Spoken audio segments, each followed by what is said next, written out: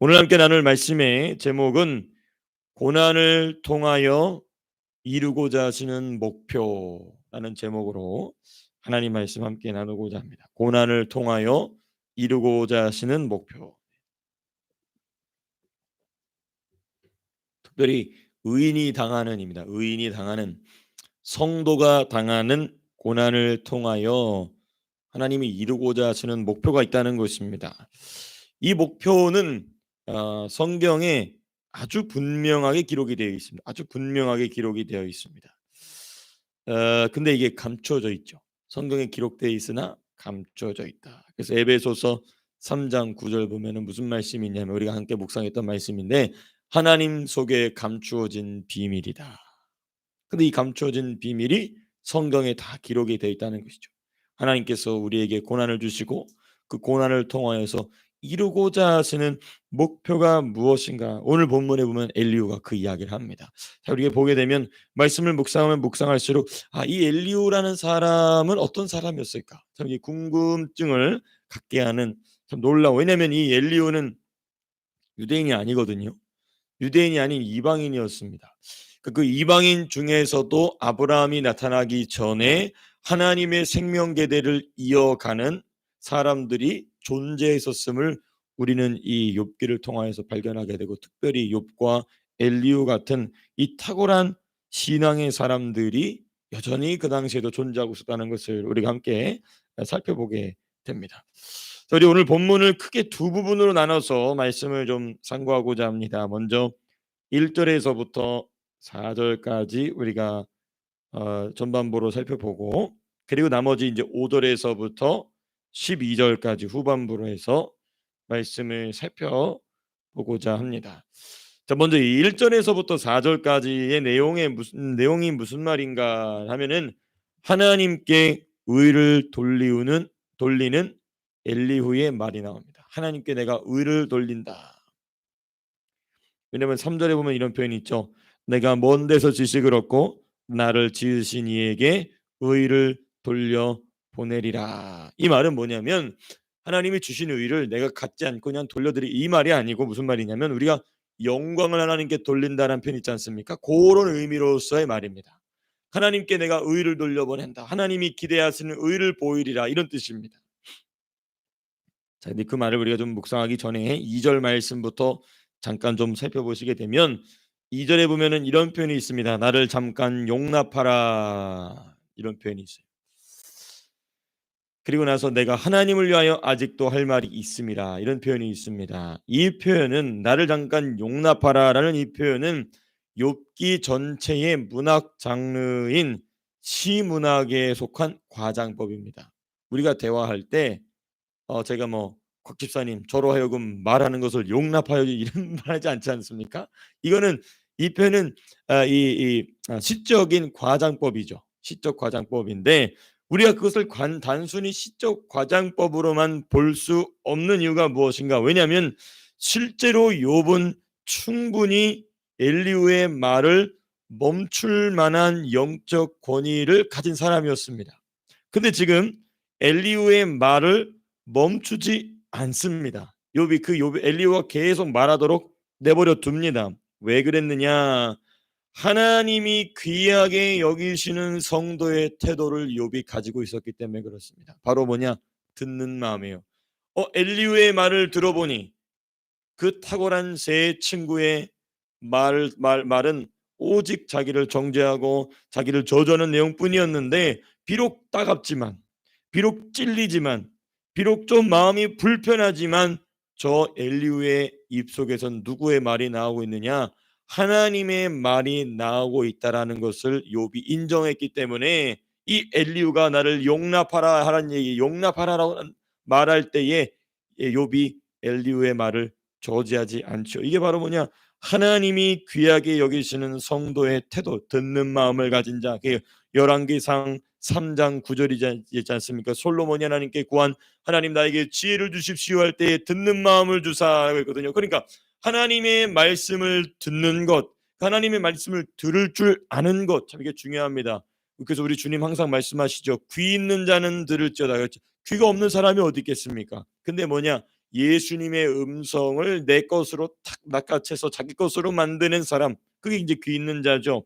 성령이 내 마음에 감동을 주실 때에, 찔림을 주실 때에, 책망을 주실 때에, 아, 성령님 제가 잘못했습니다 하고 그 영적인 무릎 꿇음을 꿇을 줄 아는 사람, 그런 사람 하나님이 기뻐하시는 사람입니다.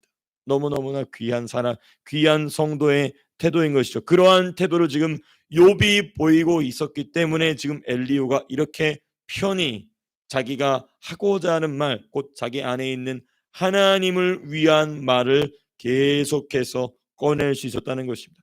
엘리후가 계속해서 말을 이어가는 것과 욥이 따갑고 날카롭지만 엘리후의 말을 계속해서 듣는 이유, 하나님이 하시고자 하시는 말을 엘리후가 계속해서 말하고 있기 때문입니다. 참 이게 중요합니다. 속 사람의 갈증을 해소하는 말을 지금 하고 있는 겁니다. 엘리후는 그 말을 하면서 자기의 속 사람이 만족을 누려요. 그리고 이 말을 듣는 욥은 찔리고 따갑지만 그 속 사람이 드디어, 고난이 시작된 이래로 드디어 그 속 사람의 터치가 시작이 된 것입니다. 아, 참 이런 말이 참 우리에게, 저와 여러분들에게 항상 넘치게 되시기를 주님의 이름으로 축복합니다. 이 하나님 말씀의 교통인데 이와 관련된 말씀 우리가 잠깐 좀 살펴봤으면 좋겠어요. 고린도후서 3장입니다. 고린도후서 3장 5절에서부터 6절까지의 말씀인데요. 네. 고린도후서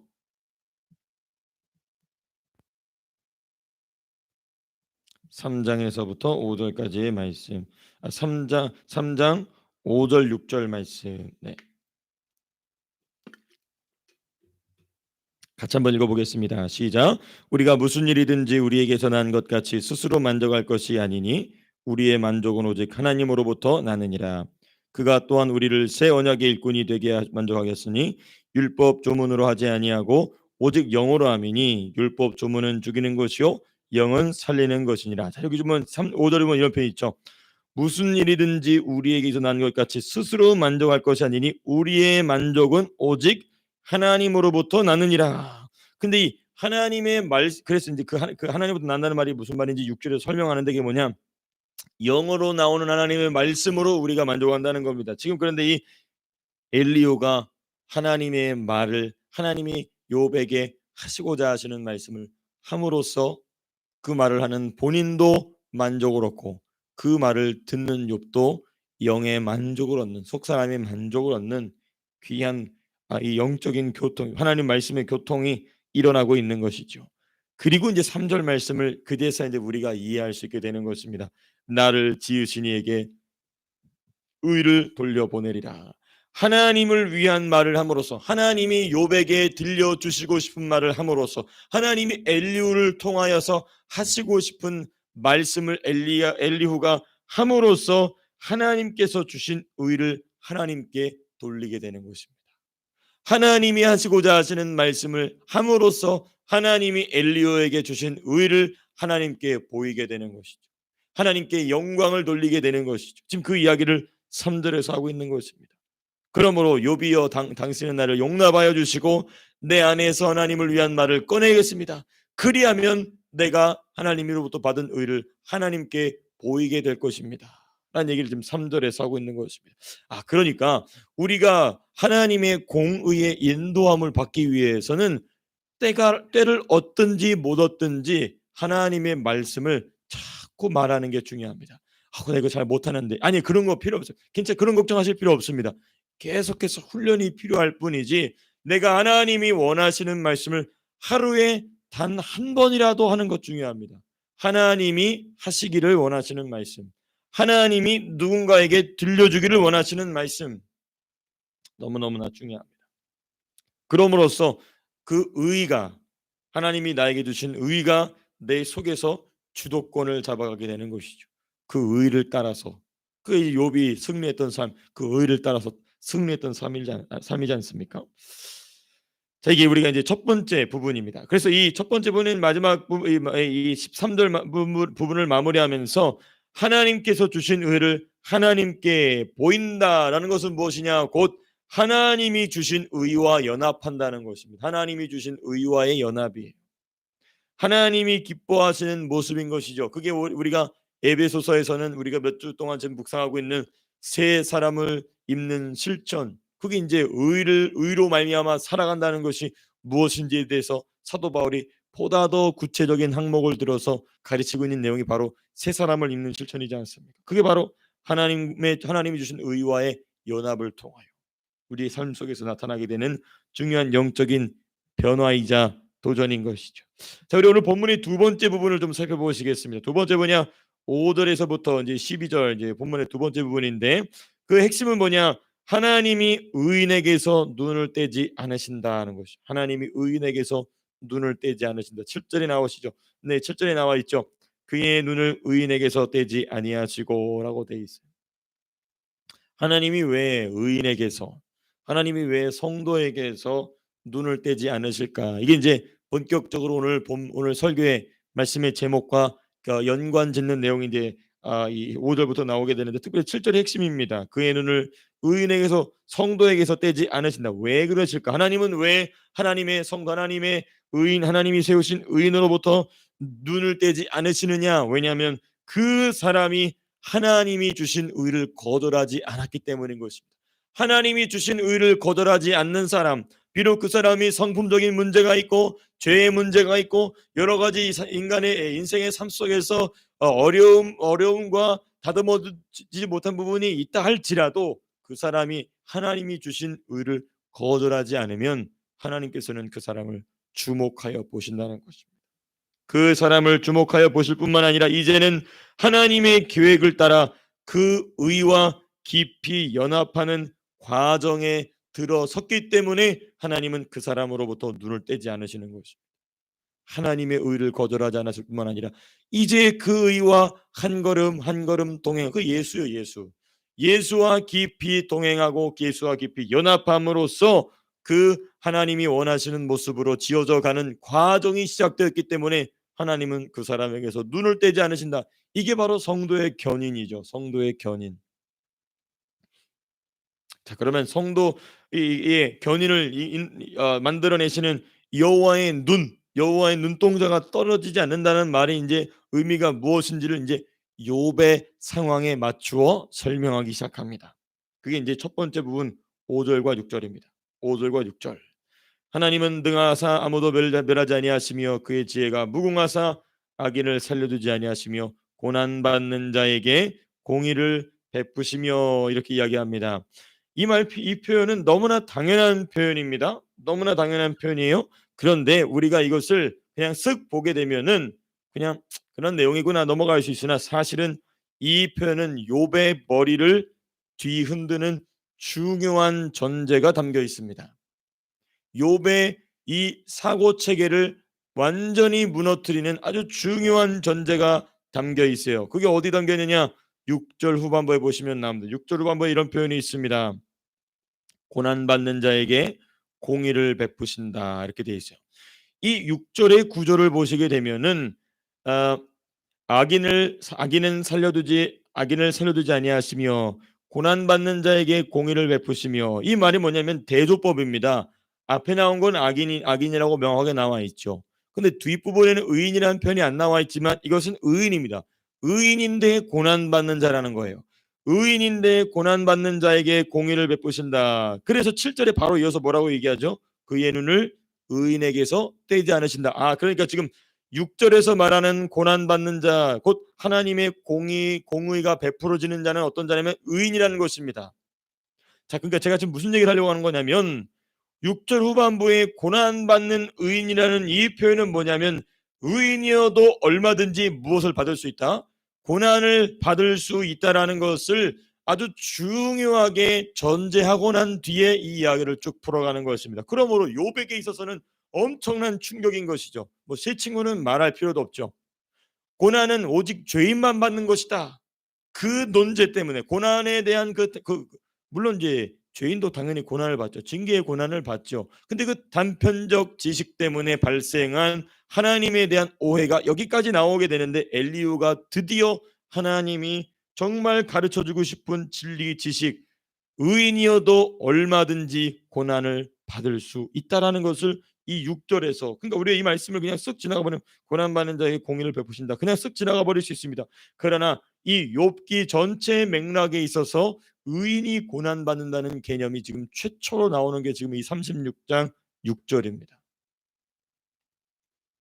그러므로 고난은 죄를 지은 죄인을 위한 형벌로만 존재하는 것이 아니고 의인을 위한 고난으로도 역시 의인을 위한 고난 역시도 존재한다.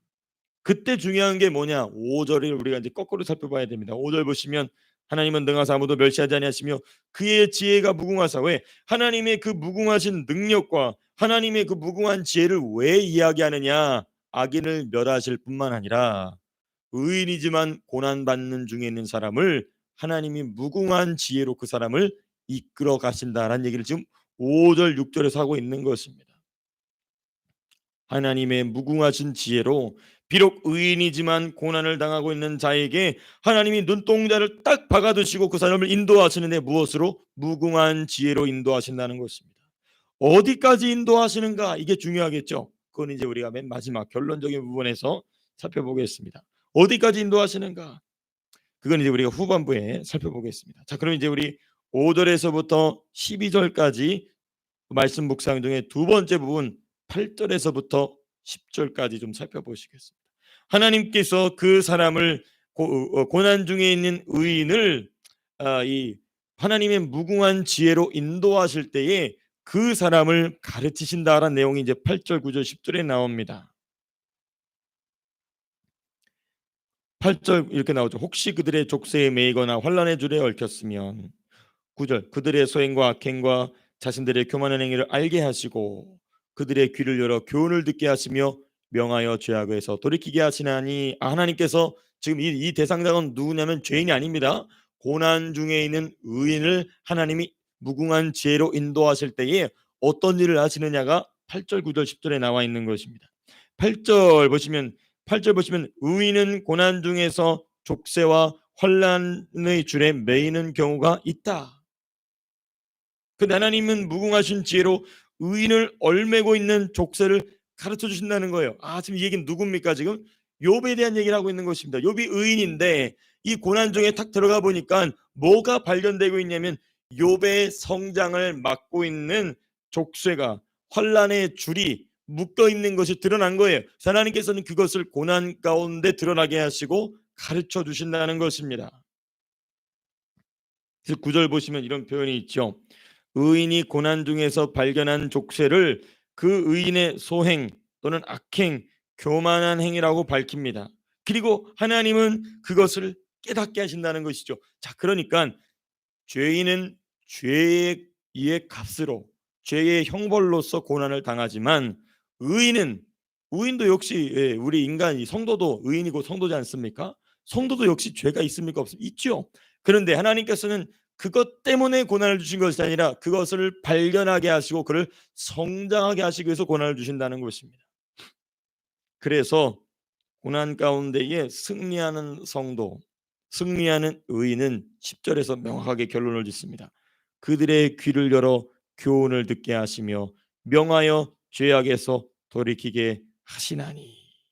하나님이 이 본인이 모르고 있는 소행과 악행과 자신들의 교만한 행위, 그게 곧 8절에서는 그들의 성장을 막는, 믿음으로 한 걸음 한 걸음 나아가는 것을 막는 족쇄와 환난의 줄로 그들을 얽히고 있는 것을 깨닫게 하시는데, 제일 먼저 하시는 게 뭐냐?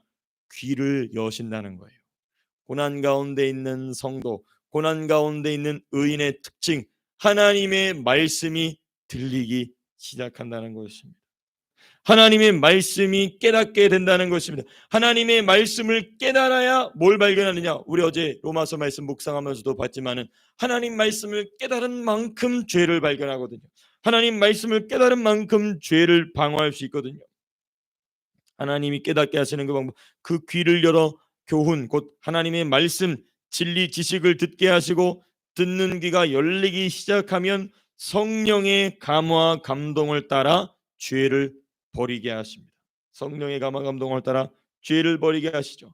그래서 하나님은요, 무궁한 지혜를 따라 얼마든지 의인에게도 고난을 주셔서 본인도 모르게 붙잡힌 것으로부터 자유롭게 하시는 분이시다. 이 얘기가 이제 8절, 9절, 10절에 이어서 쭉 나오게 되는 것입니다. 그리고 나서 하나님께서 이것을 어, 이 어디까지 인도하여 나가시느냐. 이제 우리가 이제 이세 번째 부분 이제 11절과 12절 부분이 있는데요. 이 부분은 좀 생략하도록 하겠습니다. 좀 시간이 부족하기 때문에 11절과 12절을 생략하고, 그러면 하나님이 우리를 인도하시는 최종 목적지는 어디냐? 의인에게 고난을 주시고 고난 중에 미처 발견하지 못한 죄와 자아를 발견하게 하시는 하나님의 최종 목적지는 어디냐? 다시 7절로 돌아가야 됩니다. 7절 후반부에 우리 7절 말씀 우리 같이 한번 읽어보겠습니다. 시작. 그의 눈을 의인에게서 떼지 아니하시고 그를 왕들과 함께 왕자에 앉히사 영원토록 존귀하게 하시며. 하나님이 의인에게 고난을 주시고 고난 중에 미처 발견하지 못한 죄를 또 자아를 발견하게 하시는 최종 목적지는 어디냐? 우리를 왕들과 함께 왕좌에 앉히시는 겁니다. 그리고 영원토록 다스리게 하시는 겁니다. 그러니까 이 엘리오의 이 말은 에베소서에 기록된 교훈, 사도 바울이 에베소서 1장 20절에 이런 표현이 있거든요. 하나님께서 그리스도를 살리시고 보좌 우편에 앉히셨어요. 그런데 그 내용을 이 사도 바울이 에베소서 2장 6절에 가서는 어떻게 하냐면, 이와 같이 성도를, 의인을 하늘에 그리스도 안에서 함께 보좌에 앉히신다는 것이 사도 바울의 이 에베소서 2장 6절에서 기록한 말씀이었던 것을 우리가 묵상하며 살펴봤죠. 엘리야는 지금 이걸 발견한 겁니다. 이것을 깨닫고 있었던 것입니다. 하나님이 왜 성도에게 고난을 주시느냐? 우리로 하여금 왕의 보좌에 앉아서 영원토록 다스리는 그 예수의 모습을 담게 하시기 위하여서 우리에게 고난을 주신다. 놀랍지 않습니까? 구약 성경에 예수님이 초림하시기도 거의 1000년 가까이 전 사람인데도 불구하고 이 진리를 깨닫고 있다는 것, 놀랍다라는 것을 우리가 이 말씀을 통하여 발견하게 되는 것입니다. 이게 바로 하나님께서 성도가 당하는, 의인이 당하는 고난을 통하여 이루고자 하시는 목표라는 것입니다. 오늘 하루의 삶이 저와 여러분들의 삶 속에서 나로 하여금 왕으로 세우길 원하시는 그 하나님의 목표를 이루어 가시는 귀한 한 걸음 한 걸음이 되실 수 있기를 주님의 이름으로 축복합니다. 자, 기도하고 마치겠습니다.